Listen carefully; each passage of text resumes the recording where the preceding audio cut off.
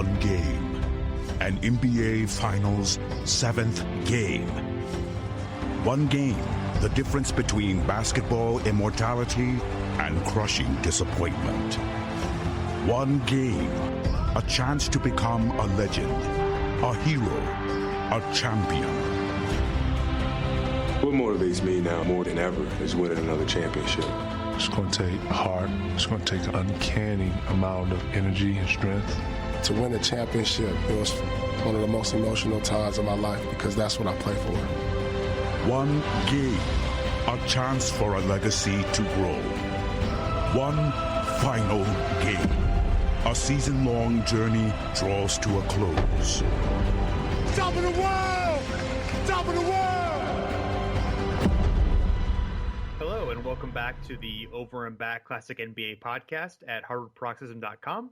I am Jason Mann, and with me as always is Rich Kraetsch. Rich, glad to be with you. Absolutely. We finally, the end of our journey of breaking down these game sevens, and we've come, like the NBA season, to the final point, the NBA Finals. And this is it's gonna be a monster kind of series of shows we're gonna do here, and I'm definitely looking forward to it though. A lot of research, a lot of work put in, and it's just good information too. I mean, what's better than a NBA Finals Game 7? Like, come on. Yeah. So we're gonna do something a little different. We're gonna do some bite-sized looks at the Game 7s of the NBA Finals. All 18 of them. We're going to do a 8-part series, breaking down 2 or 3 each. So. Yeah, we think it'll be interesting. It'll be kind of it'll be neat to look at. There's obviously a wide variety of games, although many of them involve the Lakers and the Celtics. So we're talking about unfortunately, but that's okay. But that's gonna happen. It's NBA history. So it's like if we did a baseball, but we talk about the Yankees probably like 70% of the time. It just you can't. There's nothing you can do, nothing right? You can do no. So you blame the Hawks for trading Bill Russell, I guess. So right, yeah, it's all their fault, really. Yeah. It's really the St. Louis Hawks' fault. It really is, exactly. So. So we'll be getting into that soon, but of course you can check us out on Facebook at Over and Back NBA, on Twitter at Over and Back NBA as well. You can find the Hardwood Paroxysm iTunes feed with all the with us and all the other great podium game podcasts that are on there. It would be great if you could leave a rating and review on iTunes. It helps people find the shows. Yeah, and more people listening, more people interacting on Twitter, more fun, more topic requests and stuff. It's perfect. Yeah, just do it. So we would come on. Any feedback that we can get on what we're doing, positive or negative, we definitely appreciate it. So that's what makes the show better. Yeah, and if you have any topic ideas, I mean, and I mentioned that sort of haphazardly, but it's true. I mean, there's been numerous shows where someone said, it'd be pretty cool if you guys talked about blah, blah, blah, and then we, do a little cursory research, and we're like, yeah, that would be a great show if we talked about blah, blah, blah, or whatever. So let us, what's your blah, blah, blah? Yeah. Send it. We'd like to know. Send us your blah, blah, blah. All right, well, on to the show. All right, and now we are talking about our 10th choice, the San Antonio Spurs and the Detroit Pistons in 2005. The Spurs winning 81-74. We talked about in our last game, an ugly Game 7. This might take the cake here. This is a pretty bad one, and it was bad when I was watching the highlights, and the crowd's going nuts or whatever on these shots, and I'm looking at the time, and I'm like, guys, it's 67-61. Chill out. It's not a big deal. It's like the middle way through the third quarter. I was like, oh no, there's 5 minutes left in the game. So yeah, that's not a classic. Exactly what you would assume a Pistons Spurs Game 7 in 2005 would look like. It's was not the prettiest game ever, but hey, it's fine. Yeah, the one thing we love him just the same. Yeah, the one thing that stood out to me in the as far as the highlights go is just how dynamic Ginobili was, how fast he was, yeah. How he was a great player even when he got older, but just you see a guy 10 years younger than you're used to him seeing, and it's just complete. His hair's flopping all around. He's just he's so quick and so dynamic. Most of the time, where he obviously can do that, or at least a version of that in spurts these days. But it was just oh wow, yeah, I knew he was good, but it's oh yeah, that's just an extra he was really good. And this features one of my all-time favorite plays of all time of like any player is that one where he splits the two guys, goes up with one, and then there's a defender on his right side, so he goes and dunks with his left hand. That's like, great. It's like like there's like 4 or 5 guys in the frame that are trying to defend him, but because he's so good with both hands, they don't know which side to guard, and then he just ends up dunking with like his offhand. It's just it's such a good dunk, and it's you really have to see it to remember it. And you've seen it thousands of times. You might not remember it though, but when you see the highlights of it, or if you look it up specifically, you'll see it. It's like one of my all-time favorite plays because it's just amazing. He literally goes through all 5 Pistons at one point and dekes every single one of them out to get an open dunk. It's crazy. It's so good. But yeah, the big floppy hair. I sometimes forget about the floppy hair Ginobili era. I always kind of assume we have the hair, the Ginobili we have now with the shave with a little bit of gray in there. But no, he was a floppy mess at this point. But yes. That's pretty interesting. Another interesting part of this. As well, there's a lot of stuff that went into this game and a lot of like sort of narratives going in and out of it. The Pistons were looking to become the first team ever to win the last 2 games on the road after being down 3-2. And for a lot, it was pretty close to doing it. But, there till kind of the final few minutes. So definitely an interesting run. And also the matchup between Brown and Popovich was really significant. Brown gave Popovich his start in coaching in the NBA when he named him the original staff of the Spurs when Larry Brown came over. And then another fun, interesting tidbit I found in a story was the 2 coaches dined often during the playoffs, including the night before the deciding game. And Pop in very Poppy quote, last night was real special for both of us. So we spent time together and talked very little bit about basketball, which is awkward because that's all we ever do. We haven't talked much about why we're on the planet or what our fate might be upon death and what happens to an individual at that point. It's always napkins and salt shakers and all the stuff that doesn't matter. So I don't know what the hell Pop is talking about, but that works. So that's Popovich. But you mean there's life? You mean there's more to life than basketball? Why are they on this planet? I don't know. Let's just talk about how to defend the zone. Yeah. So that's about how to break the zone. But it was definitely not the most exciting series, but a very good Game 7 and just a super hot crowd in San Antonio as well. That's something I always remember, and it's always been sort of a benchmark of San Antonio and the Spurs throughout those dynasties. Those crowds are always so want. Yeah, absolutely. I mean, they were great, and yeah, I mean, I think we kind of forget a little bit about the, I don't know, but like, the Pistons came very close to having, being a back-to-back title team. And, of course, they had those 6 Eastern Conference Finals runs in a row. And, they were a really good team, but this would have, winning this game, a couple of plays are a little bit different. And, I think more highly of them than, we might because, they only won 1 title. It's just funny how those things happen. Well, it's funny because this is a team that always comes up when people sort of mention, because I always get in the argument and say, you need a true superstar to win, in the NBA, these days or forever. I mean, look at honestly the history of the NBA, and then people will always say, well, what about the 2004 Pistons? And I go, man, that team was really good with a lot of really good players. Like, like I mentioned, it wasn't this like one spur of the moment, fun little like run in 2004 where, oh my God, we shocked the world and beat the Lakers and all that sort of stuff. I mean, yeah, they kind of did, but then they didn't go away. I mean, they stayed around for the rest of the decade. And like you said, 6 straight Eastern Conference Finals appearances. I don't think that's the little team that could every single year. I mean, that's a really, really good team with, 3, surefire Hall of Famers, maybe even a 4th, really just being the benchmarks of that team. I mean, that's why they were good, not because they were a fun, scrappy team, So who are the surefire Hall of Famers? So Billups, obviously. Yeah, Billups, Rashid. Yeah, you get a little weird. Yeah, no, maybe not Ben Wallace. I don't know. I mean, he won 4 Defensive Player year. He might be one of those ones that it would take a few years. Yeah. I mean, honestly, he might even have a stronger case. I haven't looked at it, but Richard Hamilton is tough. Yeah, I don't think Hamilton and not Prince. And Prince, it'd be tough too. Yeah.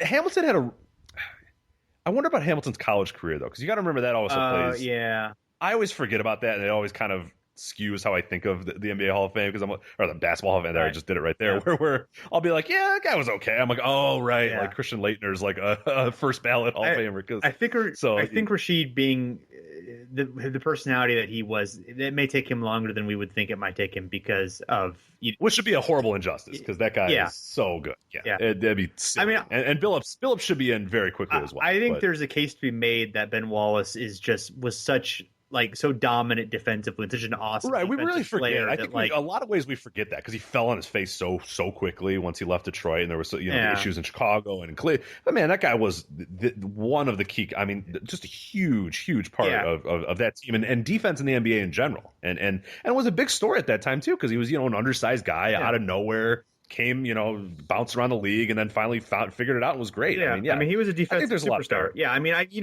look at like what Steve Nash did on the other side of the ball on offense. Like, I don't want to equate the impact exactly, but I think like Ben Wallace was like that great of a defensive player. I mean, or there's a case to be made that Ben Wallace was that level of a defensive player, was so great that he was a defensive superstar that like he belongs or is, was a superstar because of just what he did on that side of the ball.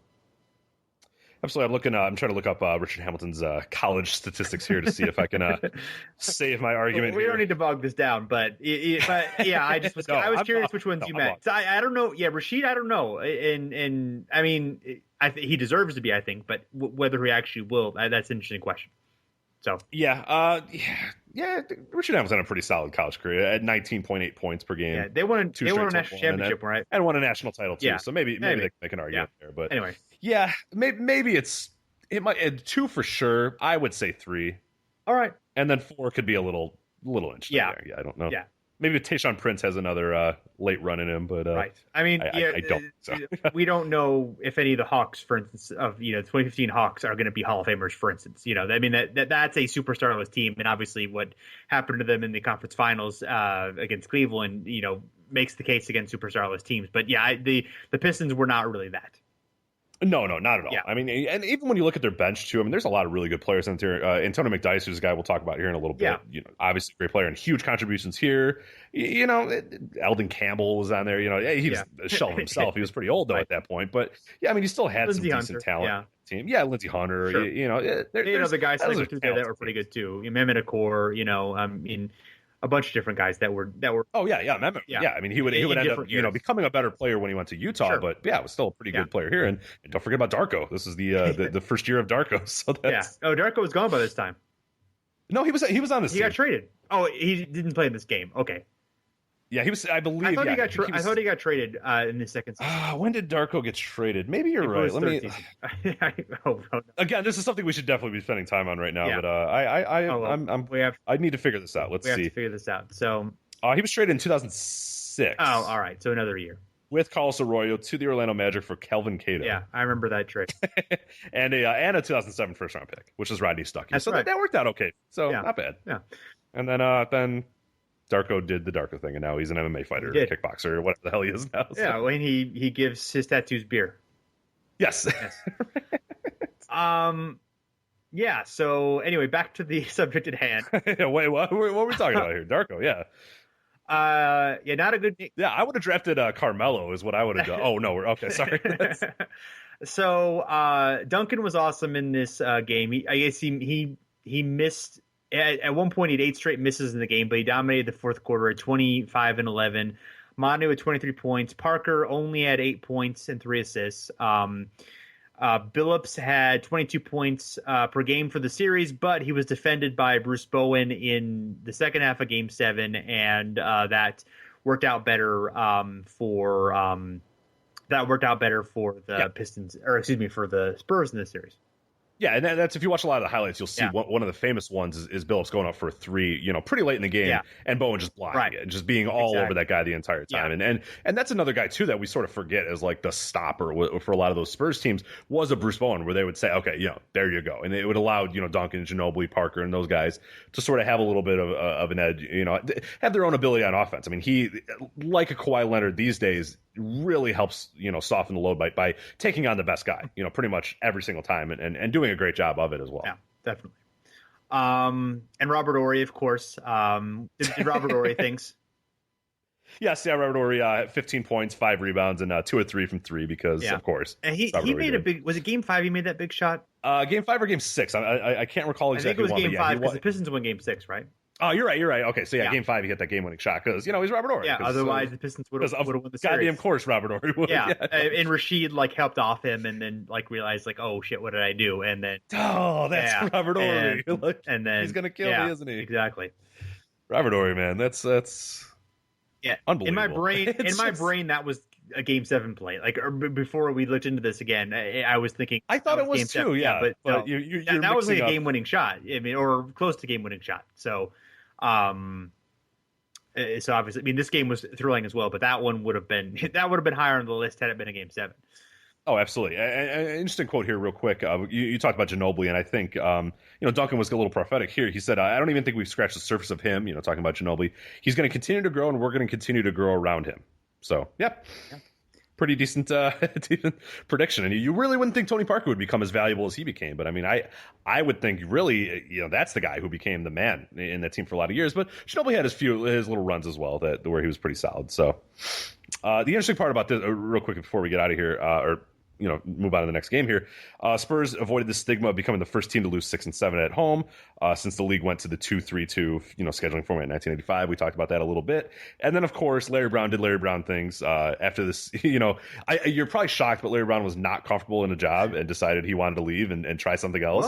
I know it's very, very unique. But Larry Brown then left after this year to go coach the New York Knicks. And I am assuming that went very swimmingly and everything was A-okay in New York. So I would imagine so. Him and Steve Francis and Stephon Stephon Marbury, they decided, hey, pals. let's get together and let's make this thing happen. And I'll be damned they made it happen. And we'll talk about their Game 7 finals win right after this.